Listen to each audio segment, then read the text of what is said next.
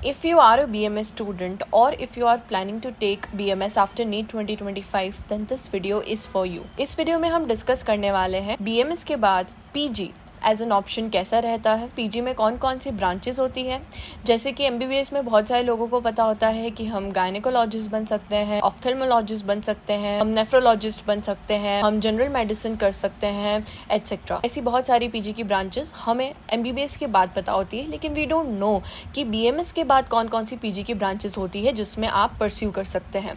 So in this video मैं आपको एक तो बीएमएस के बाद में कौन कौन सी पीजी की ब्रांचेस होती है, कितनी पीजी की ब्रांचेस में कितने सब्जेक्ट्स में आप परस्यू कर सकते हैं, आपको आपकी एमडी या एमएस के दौरान कितना स्टाइपेंड मिलता है, मंथली कितना स्टाइपेंड होता है, उसके बाद में अगर आप हेल्थ केयर सेक्टर में जाते हैं तो आपका कितना इंक्रीमेंट होता है, कितनी आपकी सैलरी रहती है, एमडी एमएस के लिए आपको कौन सा एग्जाम देना होता है, उस एग्जाम का पैटर्न कैसा रहता है। तो ये सारे डाउट्स जो है वो मैं इस वीडियो में क्लियर करने वाली हूँ। मैंने आज एक पोल किया था जिसमें मैंने 2 वीडियोस के ऑप्शन डाले थे एंड मुझे सबसे ज़्यादा वेटेज मिला है पीजी आफ्टर बीएमएस, तो मैं उस पर वीडियो बना रही हूँ। नेक्स्ट वीडियो में आपके कट ऑफ पे भी बना दूंगी, सो डोंट वरी। तो सबसे पहले हम ये बात करते हैं, अगर आपको पीजी करनी है after doing your BMS, then आपको अपना बीएमएस का 5.5 ईयर्स का ड्यूरेशन पहले कंप्लीट करना होता है। आपको अपनी इंटर्नशिप का जो ड्यूरेशन है वो कंप्लीट करना होता है, उसके बाद ही आप पीजी का एग्ज़ाम जो है वो अटेम्प्ट कर सकते हैं। अगर आपका इंटर्नशिप का ड्यूरेशन कंप्लीट नहीं हुआ है जब वो लोग जो कट ऑफ डेट बताते हैं उससे पहले तक, देन आप पीजी अटेम्प्ट नहीं कर पाएंगे। सो वो ध्यान रखना है। AIA PGET एग्ज़ाम ये ऑल इंडिया लेवल पे एग्ज़ाम होता है। ये सभी Ayush courses BMS, BHMS, BUMS, BSMS के लिए यही एग्ज़ाम होता है अगर आपको पीजी के लिए परस्यू करना है तो। इसकी conducting body is same as that of NEET, that is NTA ही कंडक्ट करवाती है। ये CBT मोड ऑनलाइन पेपर होता है। 120 क्वेश्चंस होते हैं, 120 मिनट्स का टाइम मिलता है, +4 एंड -1 मार्किंग रहती है। सो ये एग्ज़ाम दे करके आप जो है all India counselling and state counselling करवाते हैं, जिसके थ्रू आपको MD या MS ब्रांचेस आप सेलेक्ट कर सकते हैं in government, private, deemed university. वो सभी कॉलेजेस आपको AIA PGET के थ्रू ही मिलेंगे।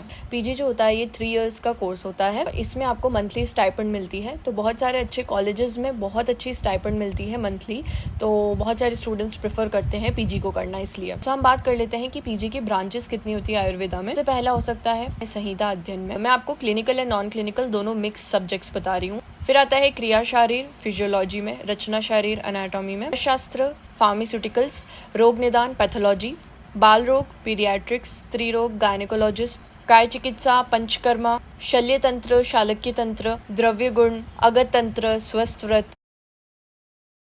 ये ऑलमोस्ट सभी ब्रांचेस है जिसमें आप लोग after doing your BMS pursue कर सकते हैं। MD या MS after doing your BMS आप गायनेकोलॉजिस्ट भी बन सकते हैं, आप पीडियाट्रिक्स भी बन सकते हैं, आप जनरल सर्जन भी बन सकते हैं, आप पंचकर्मा एक्सपर्ट भी बन सकते हैं। आपको अगर फॉरेंसिक मेडिसिन में इंटरेस्ट है तो आप अगत तंत्र में ले सकते हैं। आपको अगर पैथोलॉजी में इंटरेस्ट है तो आप रोग निदान में ले सकते हैं। अगर आपको मेडिसिन एंड उनके फॉर्मेशन में इंटरेस्ट है तो आप रसशास्त्र ले सकते हैं। अगर आपको प्लांट्स में इंटरेस्ट है, अगर आपको मेडिसिनल प्लांट्स में फार्माकोलॉजी में इंटरेस्ट है तो आप द्रव्य गुण ले सकते हैं। अगर आपको संहिता का अध्ययन करने में मजा आता है तो आप संहिता में ले सकते हैं। अगर आपको सर्जरी में इंटरेस्ट है तो आप शल्य तंत्र ले सकते हैं। अगर आपको ENT एंड ऑफ्थेल्मोलॉजी में इंटरेस्ट है तो आप शालक्य तंत्र ले सकते हैं। अगर आपको ऑब्स्टेट्रिक्स एंड गायनेकोलॉजी में इंटरेस्ट है तो आप प्रस्तुति तंत्र एंड स्त्री रोग पीजी कर सकते हैं। सो आप देख सकते हैं मैंने यहाँ पर ऑलमोस्ट सारी स्पेशलाइजेशन कवर कर ली है।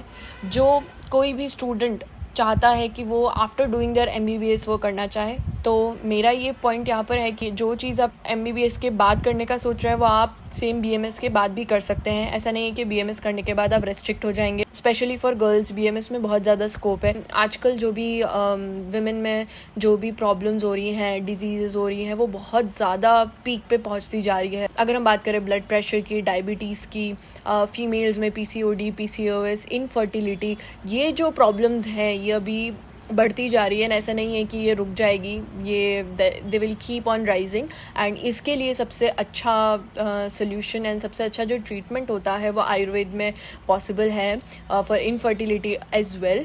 तो सबका एंड इवन आप देखेंगे कि जो न्यू जनरेशन है, जो हेल्थ फ्रीक है, जो भी वेस्टर्न पीपल हैं, वो लोग भी they are inclining towards Ayurveda and वो वहाँ का ट्रीटमेंट ले रहे हैं बिकॉज यहाँ पे साइड इफ़ेक्ट्स बहुत कम होते हैं एंड होते ही नहीं हैं इनफैक्ट बहुत सारी मेडिसिन के।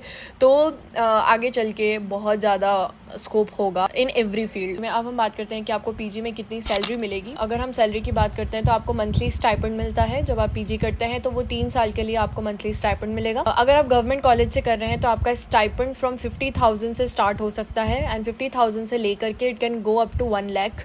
तो अगर मैं मेरे कॉलेज की बात बताऊँ तो हमारे कॉलेज में फर्स्ट ईयर में स्टाइपेंड रहता है अराउंड 85,000, सेकेंड ईयर में स्टाइपेंड बढ़ के 92,000 हो जाता है एंड थर्ड ईयर में आपका स्टाइपेंड अराउंड 1 लाख होता है। सो ये आपको पर मंथ मिलता है। एंड अगर गवर्नमेंट कॉलेज से आप कर रहे हैं तो वहाँ पर फीस भी नहीं होती। लाइक आप जब पीजी करते हैं तो उसके आपको कुछ फ़ी सबमिट करानी होती है, तो वो फ़ी 7,000 8,000 होगी। आपको अगर मैं एवरेज सैलरी बताऊँ तो वो अराउंड 75-80,000 एवरेज आपको मंथली स्टाइपेंड कोई भी गवर्नमेंट कॉलेज में मिलेगा।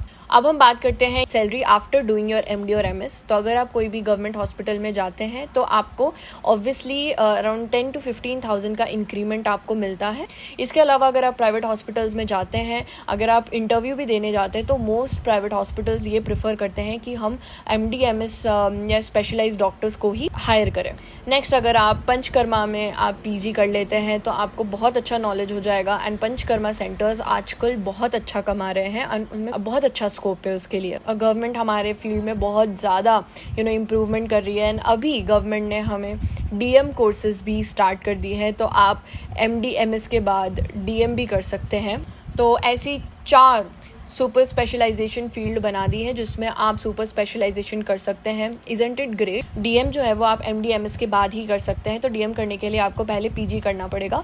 तो बेसिकली आजकल कुछ सिस्टम ऐसा रह गया है, सबसे पहले आप नीट देंगे, नीट के बाद आपको नेक्स्ट एग्जाम क्लियर करना होगा, देन आप पीजी एंट्रेंस एग्जाम देंगे, उससे आप एमडी एमएस करेंगे, उसके बाद आप डीएम कर सकते हैं एंड उसके बाद आप डिप्लोमा कोर्सेज भी कर सकते हैं। ऐसे बहुत सारे डिप्लोमा कोर्सेज हैं जो आजकल के टाइम में चल रहे हैं। स्पेशली अगर आपको मॉडर्न का सीखना है, मॉडर्न प्रैक्टिस करनी है, तो उसके लिए भी ऐसे बहुत सारे इमरजेंसी मेडिसिन में डिप्लोमा होता है, ट्रॉमा में डिप्लोमा होता है, तो आप उसमें लाइक ट्रॉमा सेंटर में डिप्लोमा होता है तो आप उसमें कर सकते हैं। सो मैं आपको बता देती हूँ कि अगर आपको पीजी नहीं करनी है तो आप डिप्लोमा कोर्सेज भी कर सकते हैं। ये अराउंड 18 मंथ्स के कोर्सेज होते हैं, ड्यूरेशन सबकी वेरी करती है। जैसे आप कर सकते हैं diploma in panchakarma, diploma in शार सूत्र, जो पाइल्स, फिस्ट्यूला, इन सब की प्रॉब्लम है ये आजकल बहुत ज़्यादा बढ़ती जा रही है एंड इसका सबसे अच्छा सोल्यूशन है आयुर्वेद के पास में। Diploma in Ayurvedic pharmaceutics, diploma in Ayurvedic cosmetology and skin diseases. एक कमेंट आया था मेरे पास कि मुझे कॉस्मेटोलॉजी में जाना है, तो देखिए पीजी में आपके पास ऐसा कोई सब्जेक्ट नहीं होता है कॉस्मेटोलॉजी एंड स्किन डिजीज से रिलेटेड, लेकिन आपको जो है डिप्लोमा कोर्स, एक स्पेशलाइज्ड डिप्लोमा कोर्स मिल जाएगा जो कि आप डर्मेटोलॉजी में कर सकते हैं। बेसिकली काय चिकित्सा आप लेते हैं तो उसके अंडर आएगा, लेकिन अगर आपको स्पेसिफिक डिप्लोमा करना है स्किन डिजीज में, कॉस्मेटोलॉजी में, so this diploma is for you. Diploma in स्वस्थ रतन योगा, डिप्लोमा इन प्रस्तुति एंड स्त्री रोग, डिप्लोमा इन बाल रोग पीडियाट्रिक्स में, डिप्लोमा इन नेत्र रोग। तो बेसिकली जो भी आपको पीजी में सब्जेक्ट्स अवेलेबल है उन सब में डिप्लोमा भी अवेलेबल है। तो you can do as much specialization as you want after BMS as well, in BMS field as well. There is no limit in BMS as well. चाहे हम सैलरी वाइज बात कर ले, चाहे हम स्कोप वाइज बात करें, या चाहे हम पढ़ाई वाइज या फील्ड वाइज बात कर ले, या ब्रांचेस वाइज बात कर ले, बहुत सारा स्कोप है, तो आपको कोई टेंशन लेने की ज़रूरत नहीं है। I hope you like this video. अगर कोई पॉइंट स्टिल छूट गया हो तो आप मुझसे कमेंट सेक्शन में पूछ सकते हैं। I'll try to make another video on that, or maybe I'll try to reply you on your comment अगर आपको कोई डाउट है regarding PG। Thank you so much for watching this video, and if you like this video then please like, share and subscribe. It means a lot to me. Take care. Bye guys.